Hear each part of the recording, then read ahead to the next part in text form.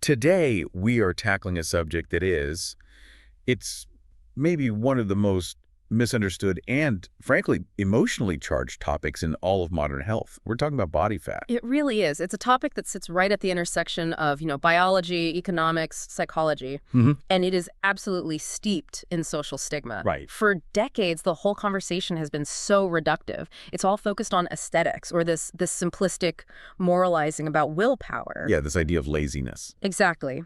But when you actually move past the shame and you look at the source material we've synthesized for this deep dive, the science delivers a thesis that is far more complex and I would say much more frightening. I found the analysis from our sources genuinely shocking. I mean, really shocking. They force us to move past this outdated notion that fat is just, passive storage. Like a lazy organ. A lazy organ that just sits there waiting to be brewed off. Instead, they present this core, provocative idea that just reframed everything for me. And it's this: fat is your most dangerous organ. And we really need to hold two competing ideas in our minds at the same time here. First, we have to acknowledge that the traditional blame assigned to having excess fat, that it's just a choice or an expression of laziness, is deeply, deeply unfair. And biologically inaccurate. Completely inaccurate, especially when you consider the engineered food environment that we all live in now. Exactly. But second, and this is the other side of it, the complexity doesn't take away from the destructive power of excess fat. And that's the critical balance we are diving into today. It is. We have to start by recognizing that fat fundamentally is crucial for your health. It is. I mean, it's absolutely essential for energy regulation, for brain function, for overall hormonal balance. If you don't have enough fat, the consequences for your body are, well, they're severe. What kind of consequences are we talking about? The sources point to a whole list of symptoms that really demonstrate how important it is. Things like chronic fatigue, infertility. Infertility. Wow. Yeah, the body simply won't reproduce if it doesn't sense that it has the energy reserves to support a pregnancy. It's a basic survival mechanism.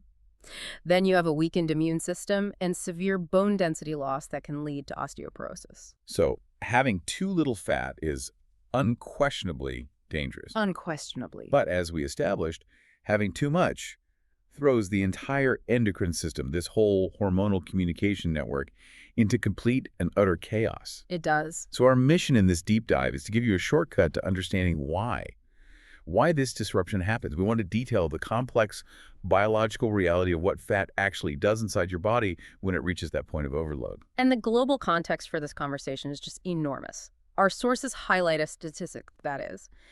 It's both a testament to human progress and at the same time a very dark warning. And what's that? Today, more people around the world are classified as obese than are starving.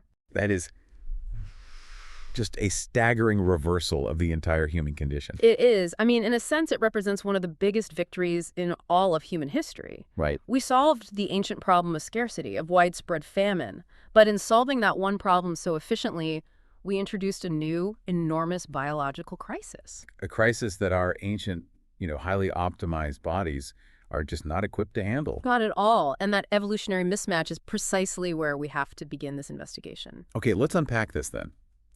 If we agree that fat is essential, and our bodies are the result of millions of years of natural selection focused purely on survival, why is the obesity epidemic accelerating so quickly? Right. Why is it so incredibly hard for so many people to maintain a healthy weight in the modern world? It all comes down to programming.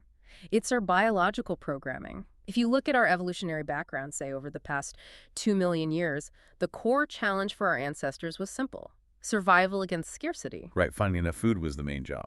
It was the only job. You had to expend a tremendous amount of energy hunting, gathering, migrating, or, just trying to stay warm. Food intake was sporadic. Periods of severe hunger were the default condition, not the exception. So our bodies aren't just survival machines. They are supreme energy storage efficiency machines. Every single calorie counted. Every gram of fat you could stash away was like an insurance policy against the next famine or the next long winter. Absolutely. Natural selection, heavily, heavily favored individuals whose bodies were just brilliant at converting any excess fuel, especially sugar and fat, into long-term storage. Into triglycerides. Into triglycerides, yeah. And it also favored those who had powerful hormonal drives to seek out energy-dense food whenever it was available. Our internal programming sees an abundance of food not as a threat, but as this temporary crucial window of opportunity. A chance to stock the biological pantry to the absolute brim. To the brim, because the lean times are always coming, right? Yeah. That's the programming. And then came the sudden, you could say catastrophic modern shift, the great mismatch.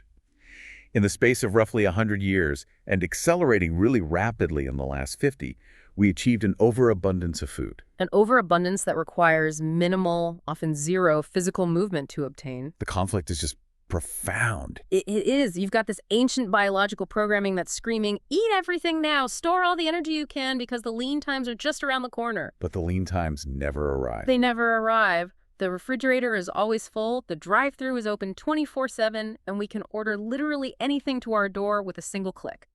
Our biology is trying to survive the Stone Age in the middle of a globalized supermarket. And the problem isn't just the abundance, it's the specific nature of the food. Our sources spend a significant amount of time detailing the science of hyperpalatability. Yes. This food isn't just convenient, it's actually engineered to be irresistible, to be subversive. That is exactly where we have to stop framing this as a personal moral failure and start framing it as what it is, a chemical and neurological war. A war. Absolutely. Modern food, especially ultra-processed foods, is scientifically formulated to bypass our brain's natural defense mechanisms. Food scientists have actually found what they call the bliss point. The bliss point. It's the perfect combination of unhealthy fats, salt, and refined sugar that just hits the pleasure centers in your brain, the dopamine reward system, with maximum force. I read in the source material that this combination is far more potent than anything you would find naturally in whole foods. It's concentrated, and our brains love it because it delivers this huge energy density without all the usual effort of digestion. That's correct. And crucially, this food is designed to be highly concentrated in energy per volume, but at the same time, it's stripped of the things that actually make you feel full. Like fiber and water. Exactly. The fiber and water content that triggers satiety signals in your gut. Wait a second. So the food is cheap, it's everywhere, it's hyper rewarding to our brains, and it literally tricks your body into thinking you haven't eaten enough. Precisely. A bowl of whole grain oats, for example, has water and fiber that activate signals in your gut that say, okay, I'm full now. Ultra-processed snacks, by contrast, are engineered to bypass those very signals. So you can overconsume.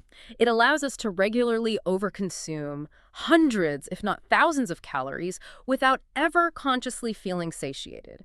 You're fighting millions of years of ingrained biological programming plus billions of dollars of food engineering that is specifically designed to make you crave the next bite. To the point of it being addictive. Yes, often to the point of being addictive. That just sounds completely unwinnable for the average person. We live in an environment that is perfectly optimized for constant caloric overconsumption. We do. Yeah. And we can't forget all the environmental pressures that are compounding this. The convenience factor, food is cheap and available within minutes, and the social element. Well, marketing. Aggressive marketing everywhere, especially targeting children and linking these hyper-palatable products to emotional rewards, to happiness. It normalizes this constant, often unconscious consumption. You know, given that framework, the ancient body, the engineered environment, the aggressive marketing, it makes blaming the individual for having excess body fat start to not just unfair, but actively misleading. We are setting up an organism for failure. That's the critical thinking step right there. If you take an organism that's been optimized for maximum storage efficiency in times of scarcity, and then you place it in an environment of extreme engineered abundance, the outcome we see today. It's the logical biological consequence. We have to understand the physiology of it. Exactly. Have to understand the physiology before we can ever hope to solve the systemic health crisis it creates. Okay, let's move past the environment and dive right into the biology of fat itself, because this is where it gets really interesting. We need to get past this idea of fat as just a passive storage shed Right. and see it as this dynamic, metabolically active, and potentially catastrophic organ. So for starters, what is fat, chemically speaking? Well, at its simplest, fat is the body's long-term energy storage system. When we consume more energy than we immediately use, that surplus gets packaged into molecules called triglycerides. Our organic battery. It's an incredibly dense energy source, a really robust organic battery that's collected in large drops inside specialized cells, primarily the white fat cells or adipocytes. And the mechanics seems pretty straightforward, right? If you gain weight, the adipocytes expand to hold more triglycerides. If you lose weight, they shrink. But for a long time, we thought that was the end of the story, just a warehouse for energy. And that assumption fundamentally missed fat's most important, most complex, and as we're saying, potentially most dangerous job. A job that we've only really understood in the past few That's decades. that. The scientific revelation is that fat is an endocrine organ. Okay, let's make sure everyone listening really grasps the significance of that definition. When we classify something as an endocrine organ, we mean it's actively producing and secreting hormones, these powerful chemical signals, directly into the bloodstream. Exactly. Hormones are the core of the body's critical communication network. They travel all through the bloodstream and coordinate distant systems. The brain, the liver, your muscles, the digestive tract, the immune system. So it's like the body's internal internet. That's a great way to put it. And fat, as an endocrine organ, is constantly monitoring our energy status and releasing dozens of these chemical signals to make sure everything is working in sync.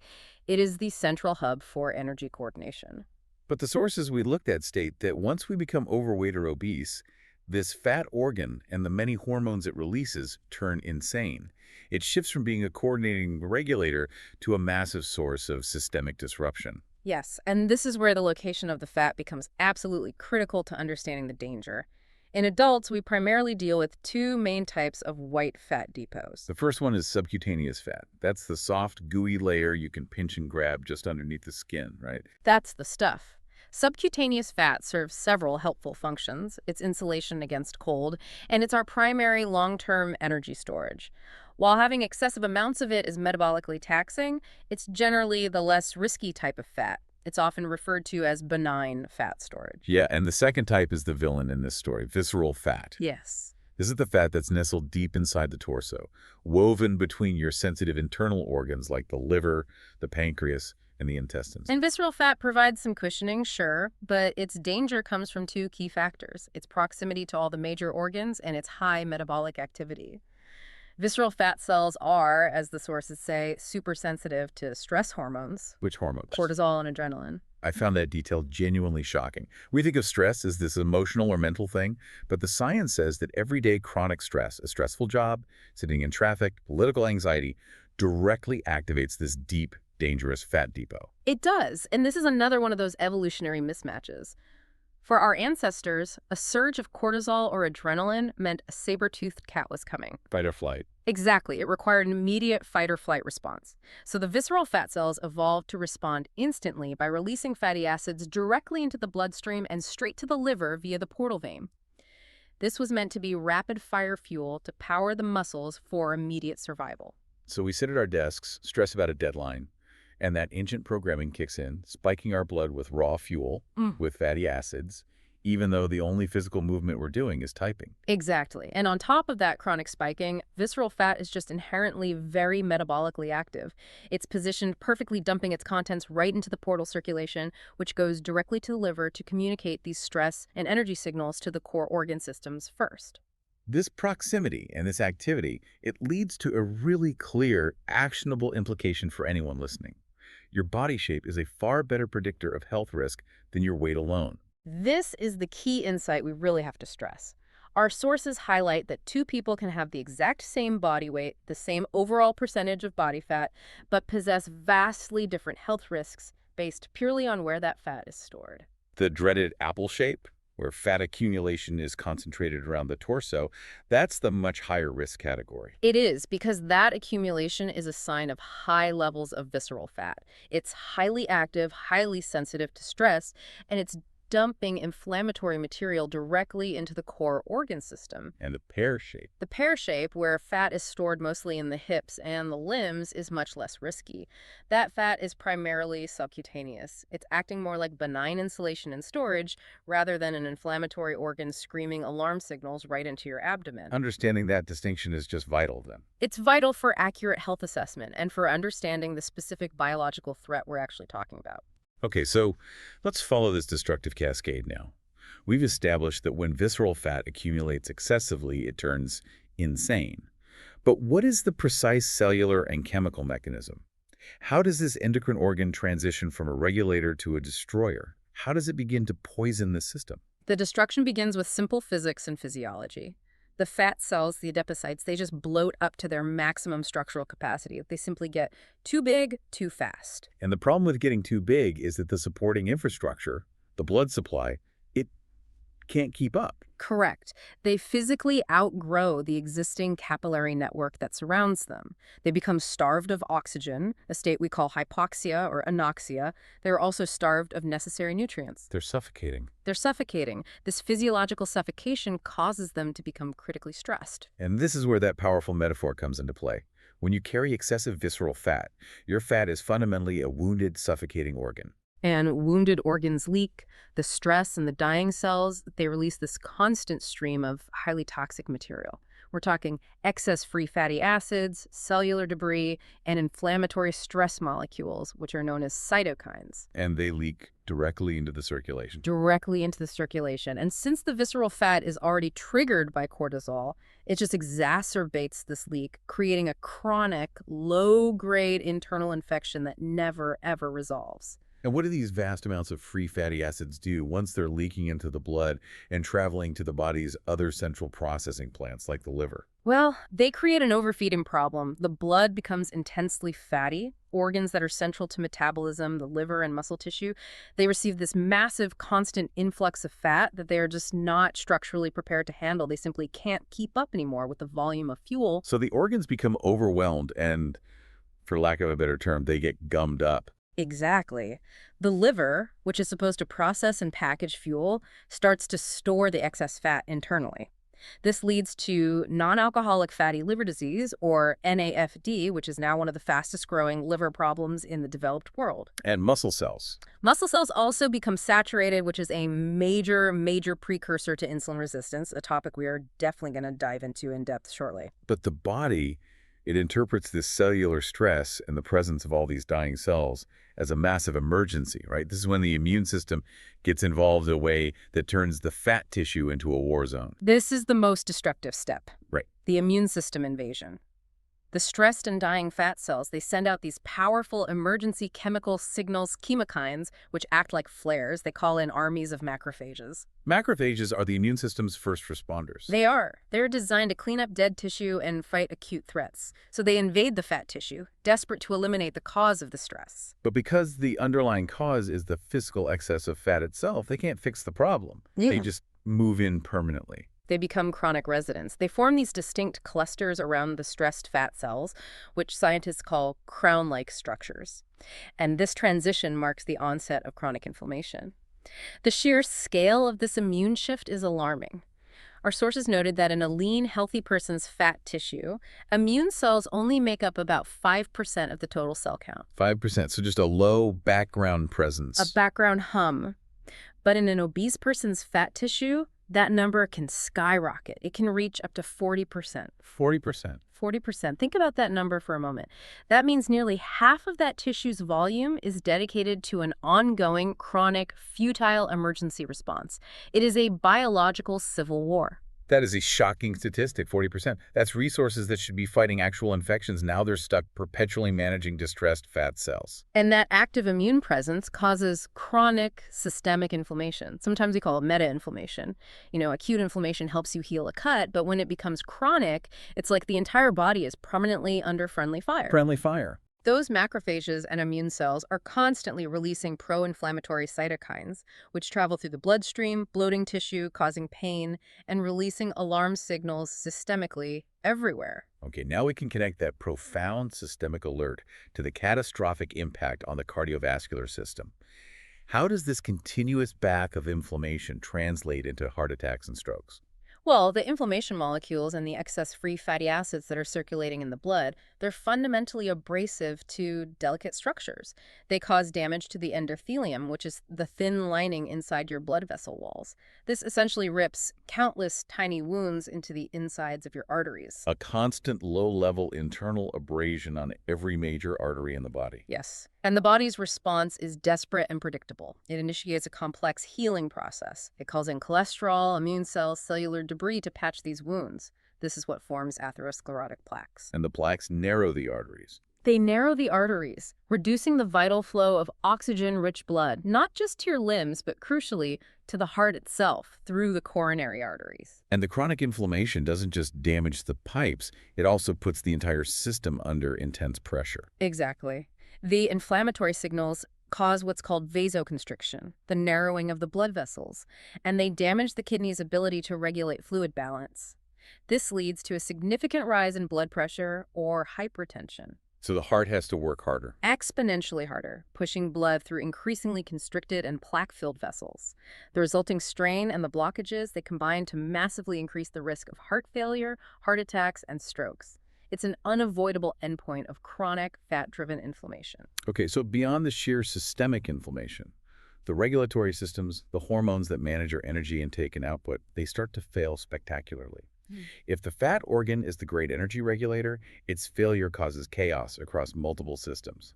Let's start with the most basic function, hunger and satiety. This brings us to leptin resistance, which is, I would argue, the most frustrating failure of hormonal regulation.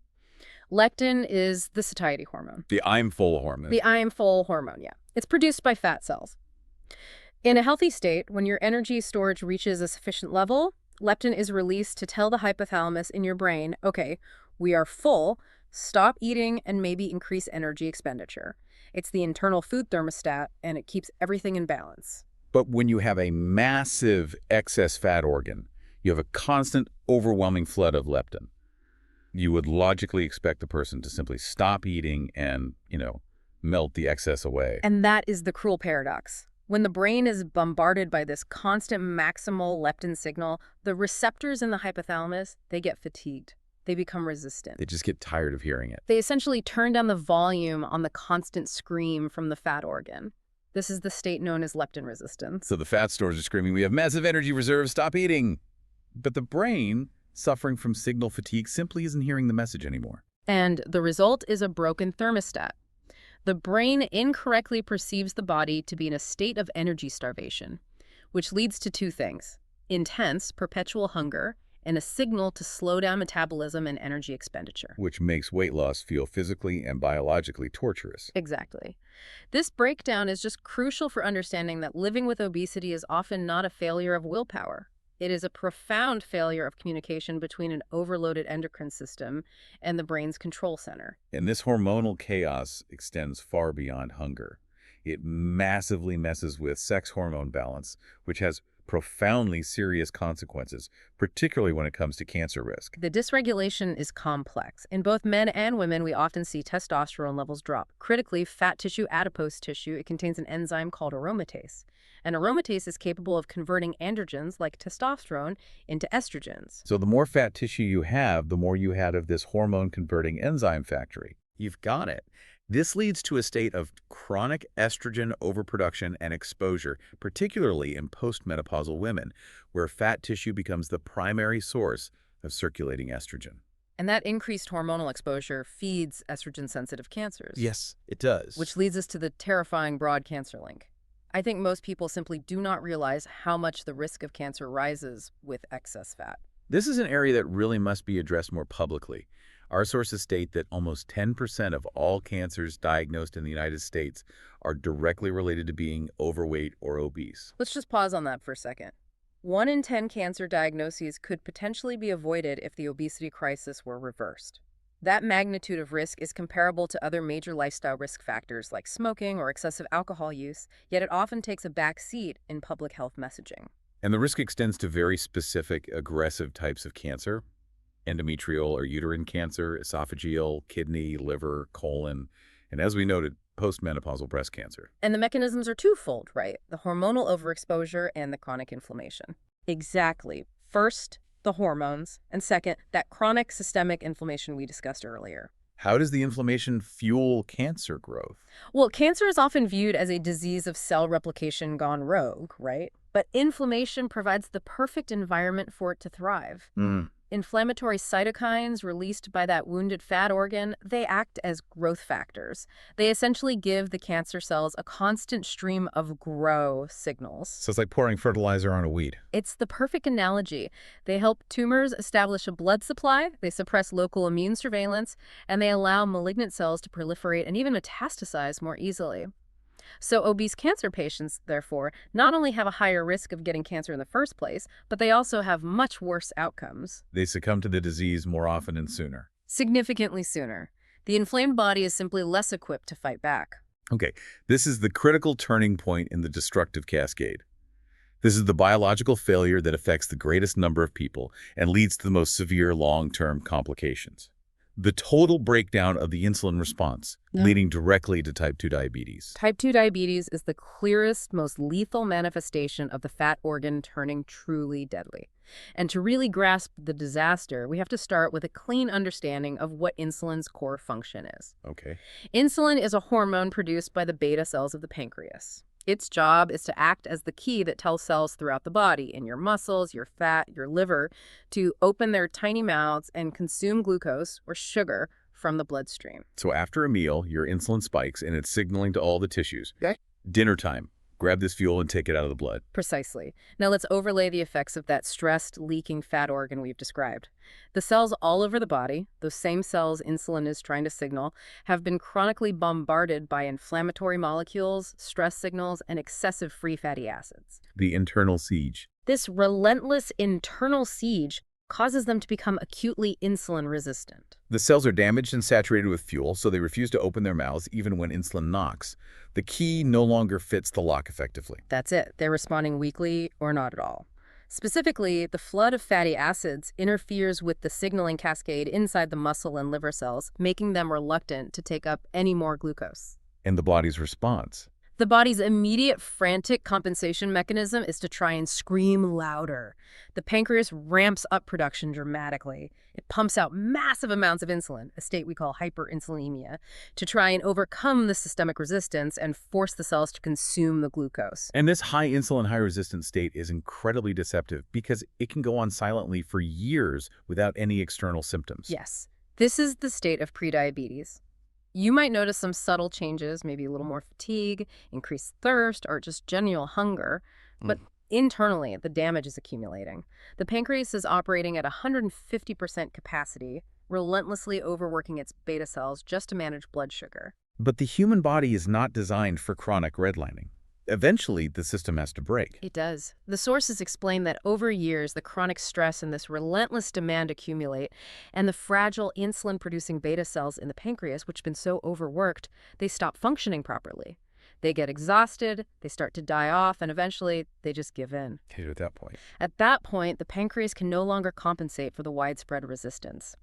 Insulin production crashes drastically, and the diagnosis is confirmed. Type 2 diabetes has fully set in. The result is terrifying. Your blood is saturated with glucose. It's dangerously high in sugar, but because the body's cells are so severely resistant, they can't access that fuel. And that paradox is tragic. The body is literally drowning in energy, yet the cells are starving. This leads to those characteristic feelings of exhaustion, brain fog, intense thirst as the body tries to flush the sugar out. The metabolic environment is completely chaotic. And our sources use that vivid and horrifying analogy to describe what that high blood glucose is actually doing inside the body. It's not just sugar, it's physically damaging. Yes, it's described as trillions of tiny, sharp shards floating through you. Glucose, when it's highly concentrated, is sticky and chemically reactive. It attaches to and damages proteins and molecules. It's a process called glycation. And this causes... It causes slow but constant physical damage everywhere, particularly to the extremely sensitive tiny structures in the body, the small blood vessels and nerves. And that damage targeting the microvasculature, the smallest blood vessels, that's what leads us directly into the systemic cost of the disease. This is where type 2 diabetes becomes a multi-system death sentence. Once the insulin response has failed and the blood is chronically saturated with those glucose shards and all the inflammatory molecules, this slow, relentless devastation just accelerates across the entire body. At this stage, almost all organ systems are affected by chronic inflammation and microvascular damage. Let's start with the renal system, with the kidneys. They're the body's essential filtration plant. What happens to them? The kidneys are built with these incredibly fine welters called nephrons, designed to clean the blood. When the blood is thick with excess glucose and inflammatory debris, the filters become overworked and damaged. It's a condition called diabetic nephropathy. They get clogged up? They get clogged and they get scarred. The kidneys become overwhelmed trying to process and excrete the massive amounts of glucose, which leads to excessive urination. But eventually, they start failing to filter waste effectively, and essential proteins start to leak out into the urine. And the end result of that is? It's a progressive path toward kidney failure and the need for dialysis. Then there are the profound sensory and healing issues that dramatically affect daily life and increase the risk of serious injury. Right. The microvascular damage caused by those high glucose shards particularly affects the smallest, longest nerves, the ones that extend to your feet and hands. This leads to nerve damage, or diabetic neuropathy. What does that feel like? Initially, it can manifest as tingling or pain, but eventually it causes total numbness.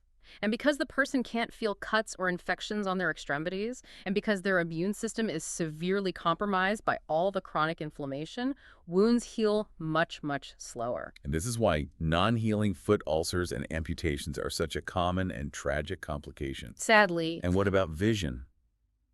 The eyes are also reliant on these incredibly fine blood vessels. that same microvascular damage occurs in the retina, leading to diabetic retinopathy.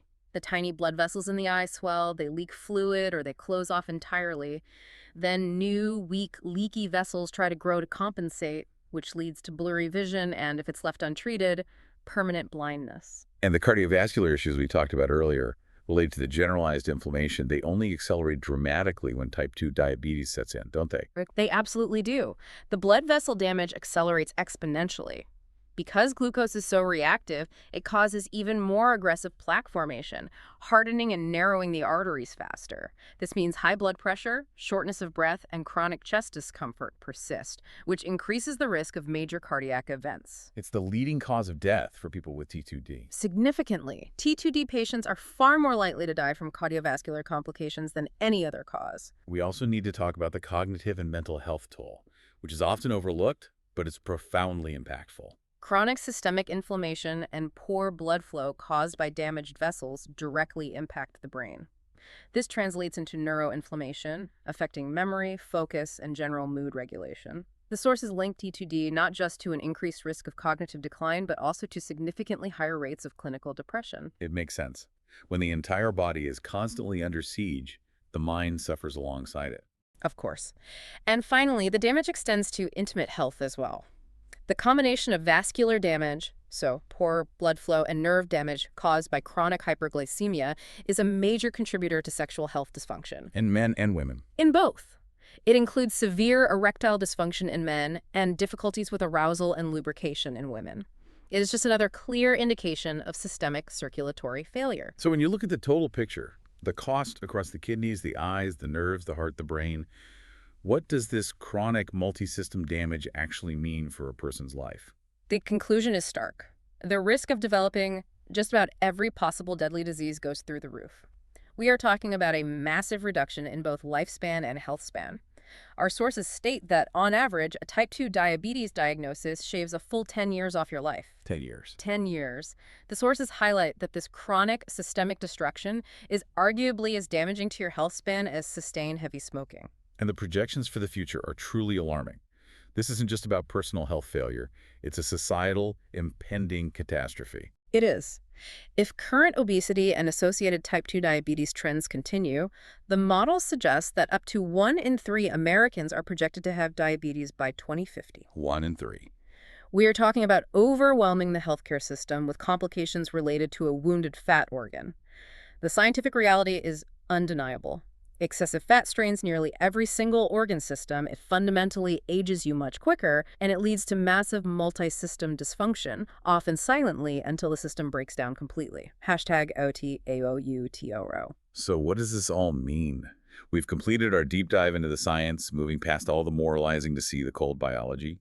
The scientific reality is that excessive fat, specifically that visceral fat, functions as a suffocating, inflamed organ that releases stress signals and causes multi-system dysfunction. And that leads directly to the escalating crises of heart disease, cancer, and diabetes. Exactly. And yet, despite the severity of the consequences we've detailed, the years shaved off of a life, the massive cancer risk, the systemic vascular damage, the conversation surrounding body fat remains dominated by aesthetics first and health second. It is a baffling irony, isn't it, that something so fundamentally dangerous is still primarily viewed through a cultural lens about appearance, rather than a clinical lens about organ function. But the conversation absolutely cannot end on doom and gloom. It can't.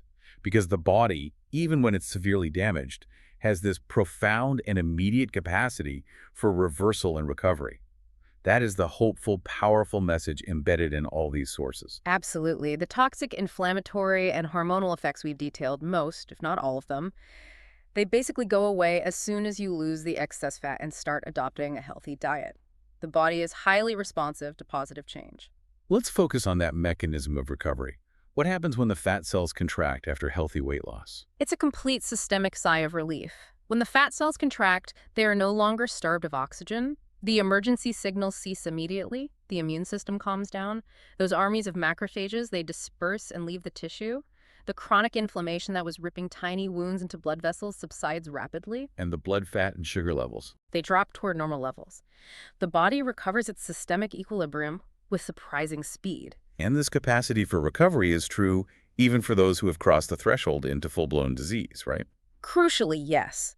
Even with full-blown type 2 diabetes, losing weight can reverse the insulin resistance. It allows the overworked pancreas to rest and potentially restore function, drastically improving health span and lifespan. The body isn't a broken machine. It is not a broken machine. It is a highly resilient organism that is responding logically to the environment it's been given. If you change the input, if you reduce the stress on that wounded organ, the organism responds positively. If you've been waiting for a scientific biological push to take action, now is the time. Taking care of your health can feel overwhelming, but the science shows us that every single pound lost reduces the size of that wounded organ and reduces the intensity of that internal civil war, paving the way for profound life-altering recovery. And considering how quickly and how comprehensively our ancient optimized biology can be overwhelmed by the modern engineered food environment and the relentless pace of stress, we have to end by asking a provocative question for you to mull over. What's that? If excess fat is a wounded, inflamed organ leaking poison, and if our current environment is designed to maximize its growth, how much of our global health crisis is fundamentally an environmental and societal failure that demands systemic solutions, rather than solely being presented and treated as a personal failure of discipline?